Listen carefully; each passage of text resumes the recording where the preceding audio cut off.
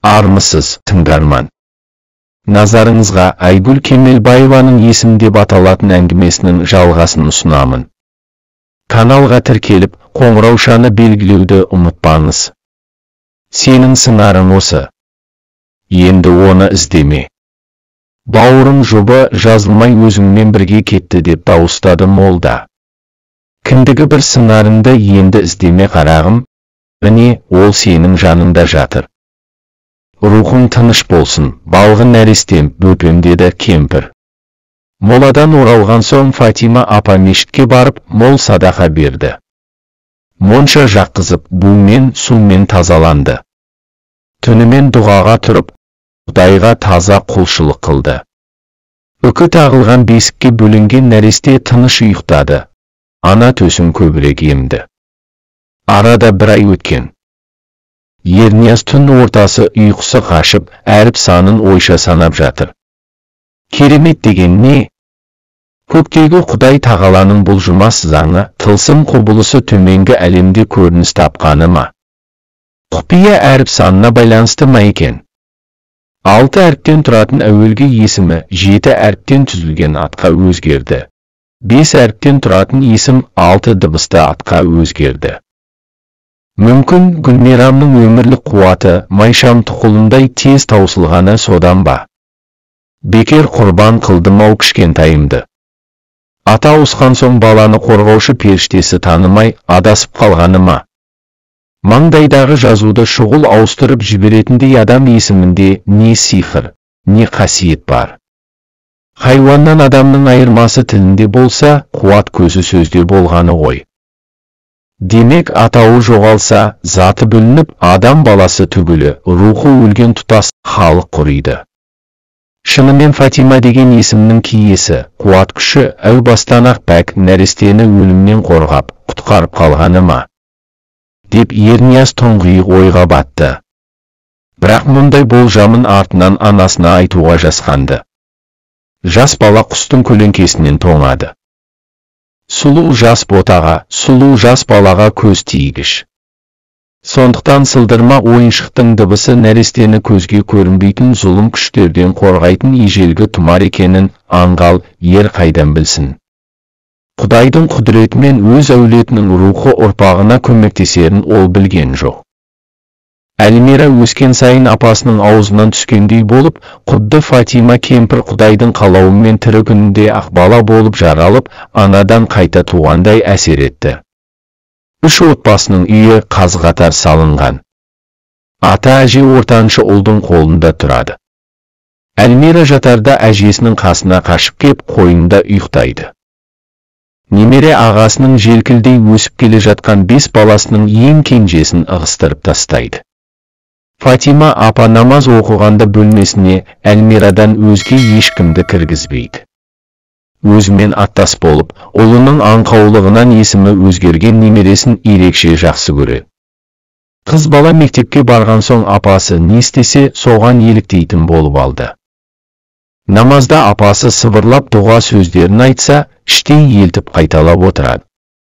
Ақылдым, дейді әжесі еміреніп. Менің қызым. Құдай қаласа алтын қызым әлі бір биіктен көрінеді. Әлмира 5-ке толғанда атасы дүние салды. Алғашқы қоңырауда Фатима апа сүйікті немересін жетектеп мектепке апарады. Ашық сабағынан қалмайды. Мектеп директоры Фатима апаға сөз береді. Жиылған үлкен кіші жыл сайын ақ тілегін естиді.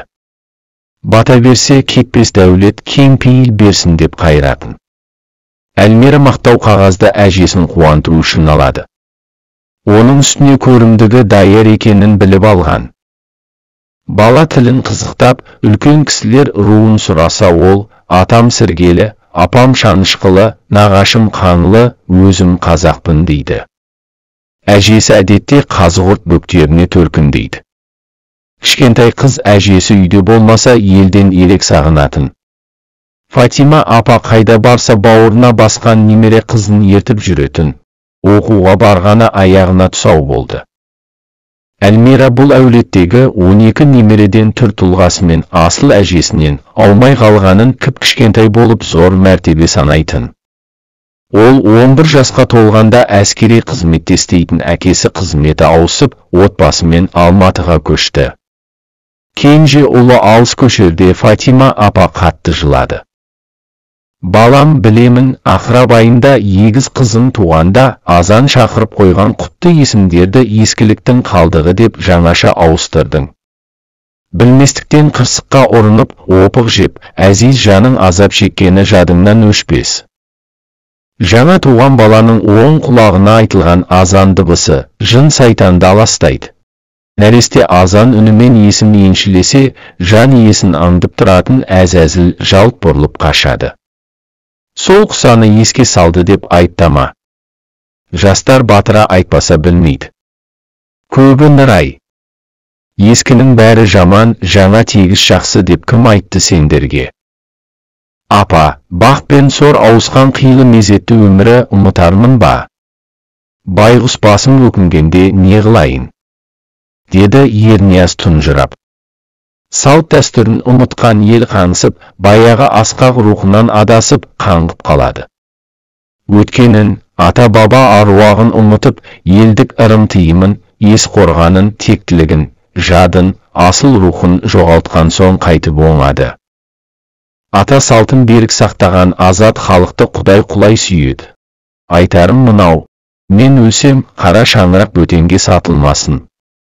Үлкен үйді немерелерімнің бірі иеленіп, түтінін өшірмей, ұрпақтан ұрпаққа көшкенше қоныс етіп тұруы керек. Бұл ата-бабаңнан мұраға қалған, құт қонған көне шаңырақ.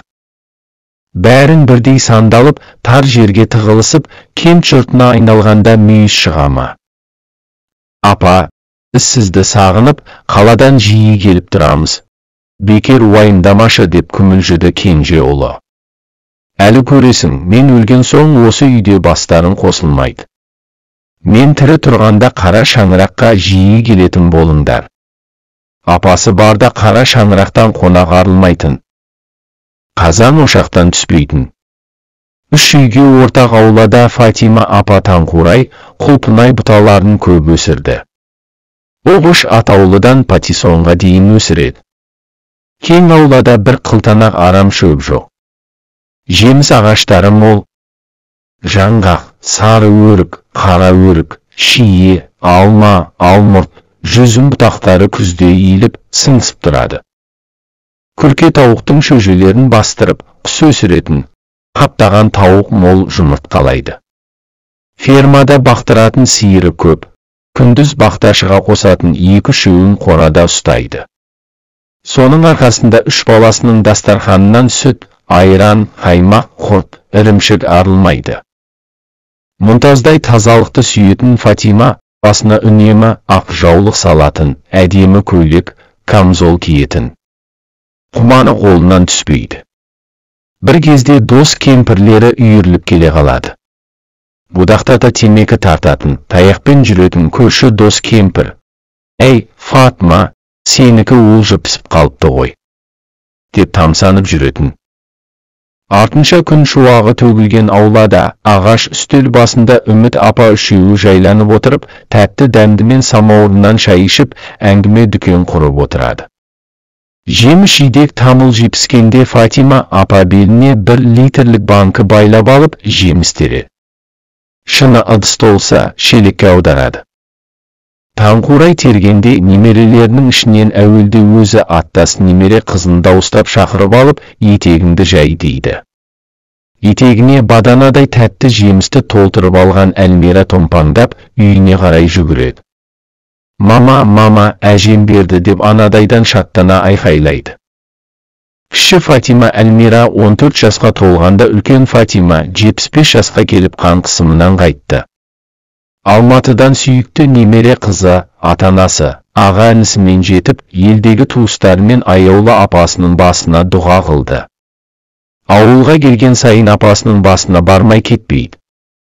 Ұлы шешесінің құлпытасындағы оймыш жазуды алақанымен сипаған. Құлпытасқа Фатима Оспанқызы 1927-2002 руы Саңырау деп қашалған. Әлмира өскенде анасы кейде әзілдеп, сен менің енемсің ғой деп қалатыны бар.